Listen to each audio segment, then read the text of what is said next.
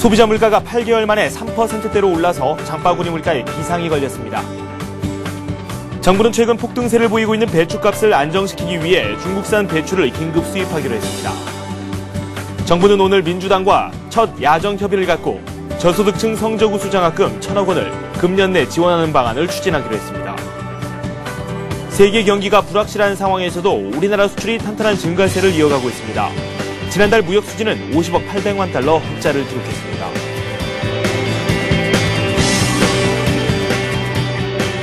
네, 라스 성공 전략 2부 시작하도록 하겠습니다. 우리 증시 아슬아슬하게 상승하면서 마감이 됐습니다. 상승폭이 그다지 크지는 않았는데요. 0.2% 오르면서 1876선에 마무리가 되는 모습입니다. 장중에 1880선에 도전을 좀 하기도 했는데 오늘 기관 쪽에서 매물이 꽤 많이 나왔습니다. 최근에 추세가 이렇게 전개가 되고 있기 때문에 시장에서는 또 어떤 분석을 내렸는지 저희가 잠시 후에 자세히 살펴보도록 하겠습니다. 먼저 시황센터 연결해서 마감 상황 자세히 설명을 해드리도록 하겠습니다. 김보람 아나운서와 함께합니다. 네, 시황센터입니다. 10월 1일 금요일 10월의 그 첫 번째 장이 마감했습니다. 국내 증시 새로운 연고점을 쓸면서 10월의 출발을 화려하게 장식했는데요. 오늘 장 흐름 살펴보겠습니다. 오늘 코스피는 3.9포인트 오르면서 1876포인트에 마감했습니다. 오늘 출발은 1872포인트에 출발하면서 소폭 하락으로 출발했는데요. 하지만 장 초반에는 외국인과 기관 쪽에서 동반 매수세가 들어오면서 1884포인트까지 오르면서 새로운 연고점을 다시 썼습니다. 하지만 연고점을 새로 경신하자 투신권의 매물이 확대됐는데요. 오후장 들어서는 혼조세를 보이다가 외국인의 꾸준한 매수세 그래도 강보합권은 유지하며 마감했습니다. 수급 내용 살펴보겠습니다. 13거래일 연속으로 외국인 쪽에서는 매수 포지션을 유지했습니다. 오늘장 외국인 쪽에서 4천억 원 가까운 물량을 사들였는데요. 반면에 투신권의 매물이 확대되면서 기관은 역시 매도로 돌아서며 마감했습니다. 기관 쪽에서는 2천억 원 정도 매물이 나왔습니다. 마찬가지로 개인 쪽에서도 2천억 원 가까운 물량 나오면서 지수에 부담을 주는 모습이었습니다. 네, 이어서 코스닥 살펴보겠습니다.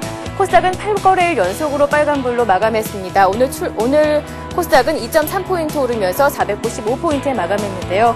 오늘 출발은 494포인트에 출발했습니다. 하루하루 상승 탄력은 크지 않지만 한 계단씩 오르는 모습인데요. 오늘 장 494포인트 출발한 이후에 시초가를 중심으로 해서 493포인트와 495포인트 사이에서 좁은 박스권을 형성하면서 횡보 움직임 나타났습니다. 수급 내용 살펴보겠습니다. 오늘 코스닥은 기관 쪽에서 이끌어줬습니다. 기관 쪽에서 230억 원 정도 매수 우위가 나타나고요. 외국인은 오늘장 관망하면서 31억 원 정도 사들였습니다. 반면에 개인 쪽에서 오늘까지 5거래일 연속으로 매도 우위가 나타났는데요. 개인이 200억 원 정도 매도 우위가 나타나는 모습이었습니다. 네, 이어서 외환시장 살펴보겠습니다. 오늘 원달러 환율은 9원 60전 내리면서 1130원 60전에 마감했습니다. 오늘 출발 또한 1139원에 출발했는데요. 꾸준하게 낙폭을 늘려가면서 1130원대까지 내려오는 모습이었습니다. 9월의 무역 수지가 흑자를 기록하면서 8개월째 흑자를 기록했다는 것이 하락 압력으로 작용했습니다. 네, 이어서 시가총액 상위 종목군 코스피부터 살펴보겠습니다. 삼성전자가 오늘 보합에 마감했습니다. 포스코가 1% 올랐고요. 현대차와 현대모비스 2.6%, 1% 올랐습니다. 반면에 현대중공업과 LG화학이 내렸습니다.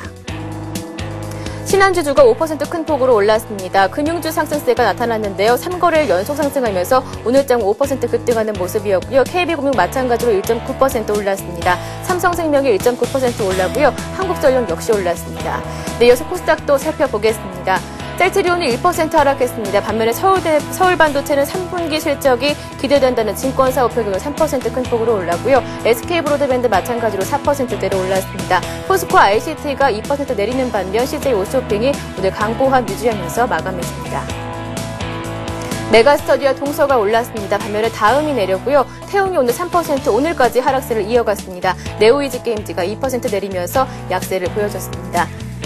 네, 이어서 오늘 특징 테마주 살펴보도록 하겠습니다. 오늘 장에서 은행주들이 올랐습니다. 3분기 실적 기대감이 올랐는데요. 외국인 쪽에서 매수세가 들어왔습니다.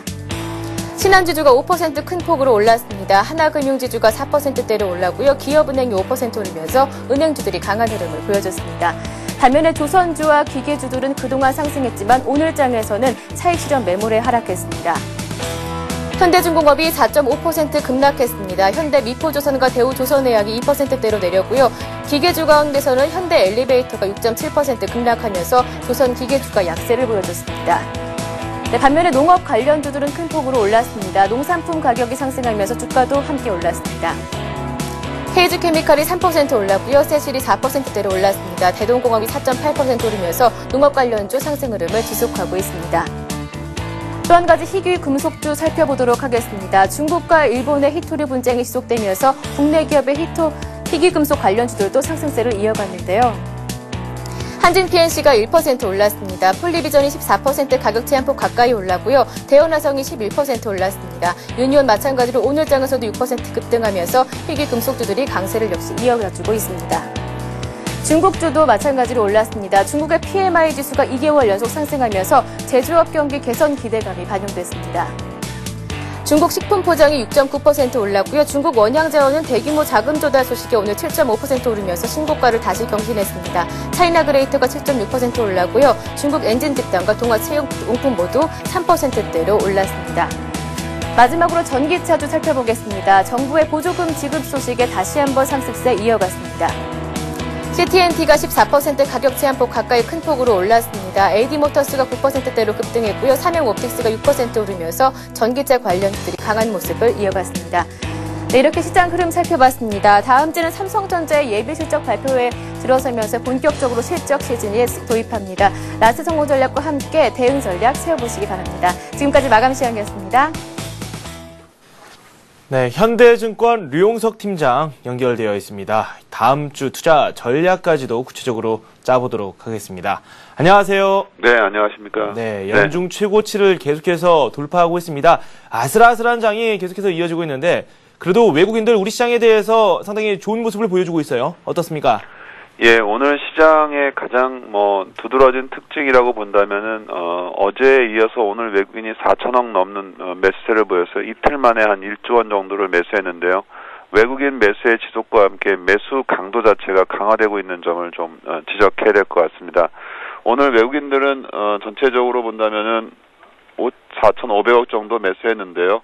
오늘은 비차익으로 매수가 들어오면서 전반 업종에 대해서 골고루 매수를 보였습니다. 특히 오늘은 운수장비 쪽에서 1,000억이 넘게 매수됐고요. 화학, 철강, 그리고 전기전자 이렇게 고르게 좀 매수가 들어온 반면에 기관 투자가들은 오늘 환매에 대응하면서 2,000억 정도 매도를 보였는데요.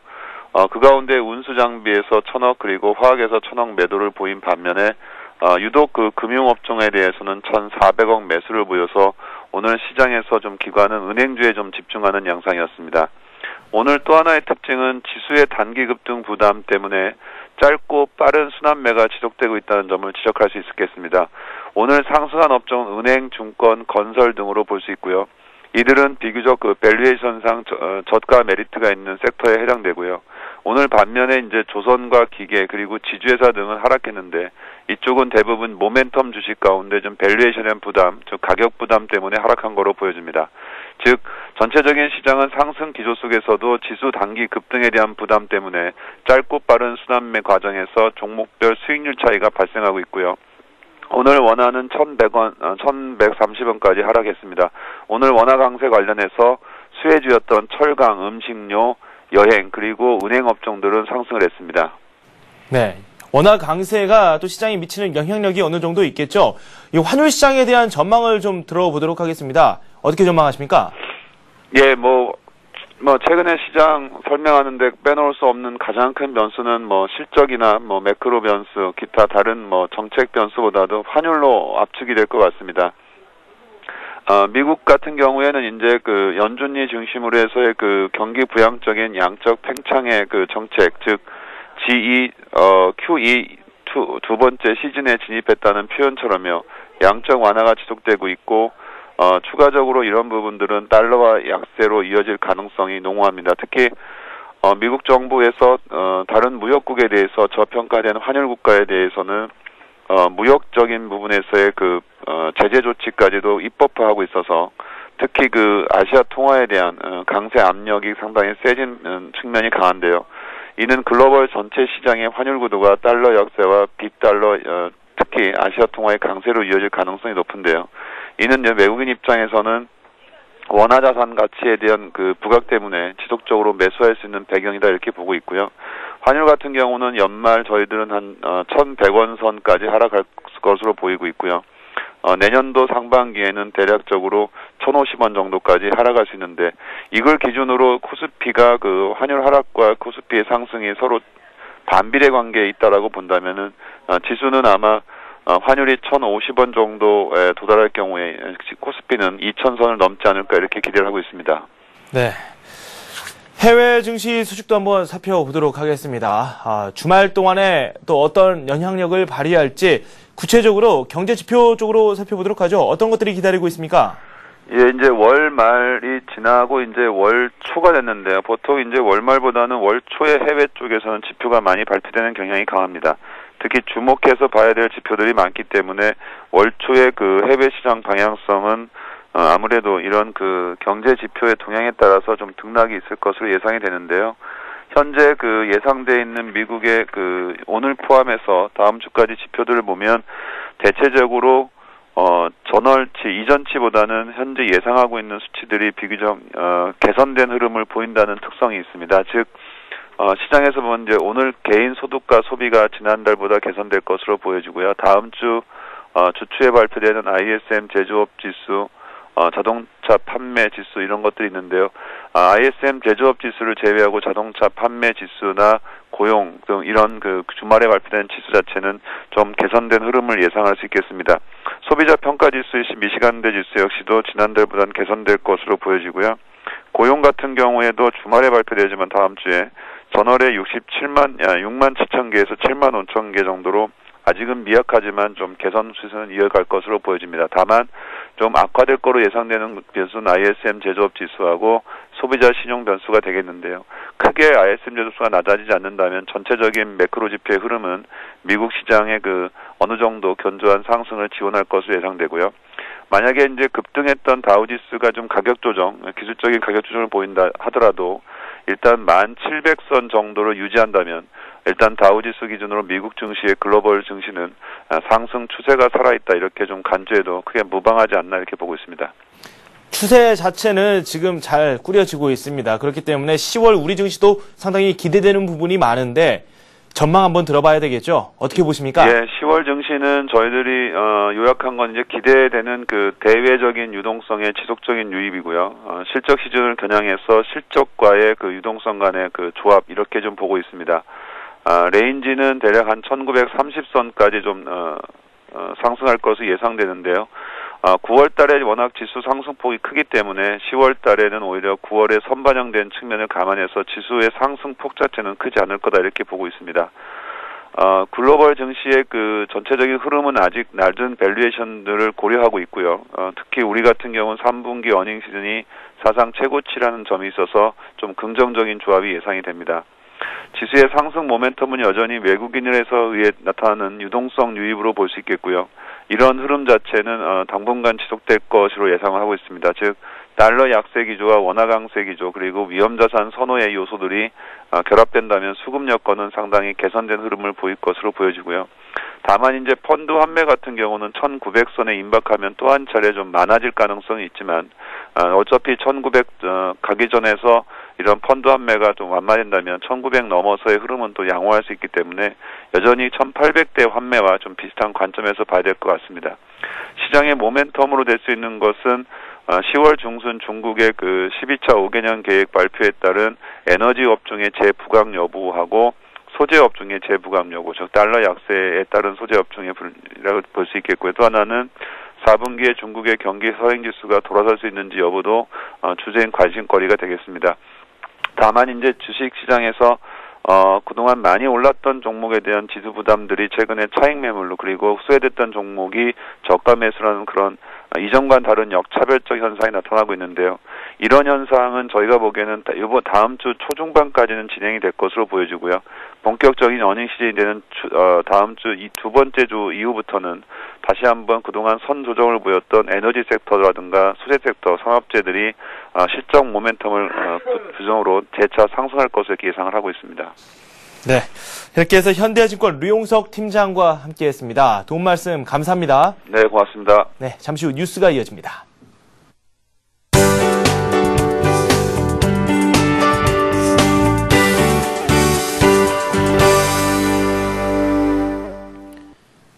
이 시각 주요 뉴스입니다. 소비자 물가가 8개월 만에 3%대로 올라서 장바구니 물가에 비상이 걸렸습니다.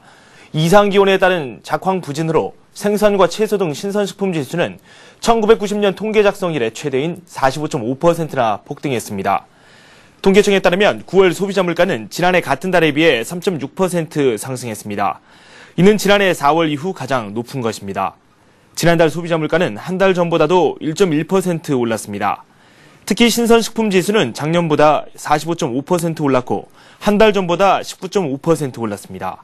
상추가 234%, 호박이 220%, 열무는 206%, 배추는 119%나 가격이 상승했습니다. 정부는 최근 폭등세를 보이고 있는 배추값을 안정시키기 위해 중국산 배추를 긴급 수입하기로 했습니다. 이달 중 농수산물 유통공사를 통해 중국에서 배추 100톤, 무 50톤을 우선 도입하고 이후 국내 수급 상황을 고려해 추가로 수입하는 방안도 검토할 방침입니다. 또한 현재 배추의 27%, 무의 30% 적용하고 있는 수입 관세를 한시적으로 없애기로 했습니다. 농림수산식품부는 중국산 채소류의 일시적인 수입 급증으로 유통 질서가 깨질 우려가 있다고 보고 검역 및 식품 안전 검사를 강화할 계획입니다. 아울러 불공정 거래 행위를 막기 위해 관계기관과 합동으로 사재기와 출고 시기 조절 등 불공정 행위와 가격 담합에 대한 단속과 조사를 벌이기로 했습니다. 정부는 오늘 민주당과 첫 야정 협의를 갖고 저소득층 성적우수 장학금 1,000억 원을 금년 내에 지원하는 방안을 추진하기로 했습니다. 정부와 야당은 또 LH 사업 조정 및 정부 차원의 해결책을 조기에 마련해 발표하되 민주당의 의견도 적극 수렴해 반영하기로 했습니다. 또한 기업형 슈퍼마켓인 SSM 가맹점을 사업 조정 대상에 포함하는 유통산업발전법을 정기국회에서 처리하는 데 합의했습니다. 노인복지 차원의 경로당 지원비도 내년 예산에 반영하는 것으로 조율이 이루어졌습니다. 하지만 4대강 사업에 대해서는 정부가 상당 부분 진척됐기 때문에 애초 계획대로 추진하겠다고 밝혀 이견을 보였습니다. 세계 경기가 불확실한 상황에서도 우리나라 수출이 탄탄한 증가세를 이어가고 있습니다. 지식경제부에 따르면 지난달 수출은 작년 같은 달보다 17% 증가한 397억 4,800만 달러를 기록했습니다. 하루 수출액은 18억 9천만 달러로 역대 최고였던 지난 6월 18억 3천만 달러를 넘었습니다. 9월 수입은 347억 4천만 달러로 수출과 비슷한 수준의 증가율을 보여 경제에 활력을 불어넣으면서도 무역 수지는 50억 800만 달러 흑자를 냈습니다. 특히 지난달 17억 2천만 달러에 그쳤던 무역 흑자가 크게 증가했습니다. 우리나라 수출은 미국과 EU, 일본, 중국 등 대부분 지역에서 높은 증가세를 보여 경제 위기 이후 높아진 시장 장악력을 뽐냈습니다. 증권금융 뉴스입니다. 한화증권은 오는 7일과 13일 오후 4시부터 여의도 한화증권 빌딩 2층 연수실에서 제2야구수 초청 투자 강연회를 개최합니다. 7일에는 한화증권 제2야구수 투자대회에서 125%의 수익률을 기록하며 우승한 필명 해리어가 강사로 나섭니다. 13일에는 한화증권 실전투자대회에서 2번이나 우승한 필명 파죽지세가 강연합니다. 비자나 마스터에 로열티를 주지 않고서도 해외에서 사용할 수 있는 토종카드가 출시됩니다. BC카드는 다음 달에 비자카드, 마스터카드 등에 의존하지 않고 외국에서 신용결제를 할 수 있는 카드 서비스를 시작합니다.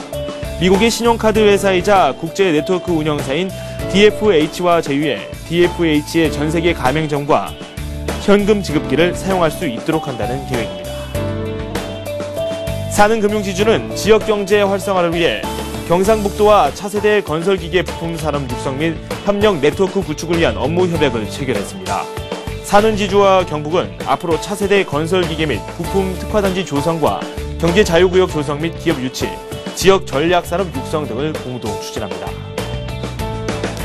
주택금융공사는 가족 단위로 대출을 이용하는 고객에게 대출 금리를 0.1%포인트 인하해주는 가족사랑 보금자리론을 출시했다고 밝혔습니다. 본인 또는 배우자의 직계 존비속이 주택금융공사의 주택보증이나 주택연금을 이용 중이면 주택담보대출 신청 시 대출금리를 인하받을 수 있습니다. 우리 증시가 좋은 흐름을 보였고 장중에는 1880선을 넘기도 했습니다. 1900선을 어느덧 바라보게 됐는데요. 우리 증시와 마찬가지로 아시아 지역 증시도 좋은 흐름을 보였습니다. 중국 증시는 오늘 휴장을 했습니다. 국정절 연휴 때문에 휴장을 했는데 PMI 지수가 상당히 좋게 나왔죠. 중국 증시가 개장이 됐었더라면 또 어떤 변수가 됐을지 기대가 되는 부분이기도 했습니다. 일본 증시 마감 상황 화면으로 살펴보도록 하겠습니다. 화면 함께 보시죠.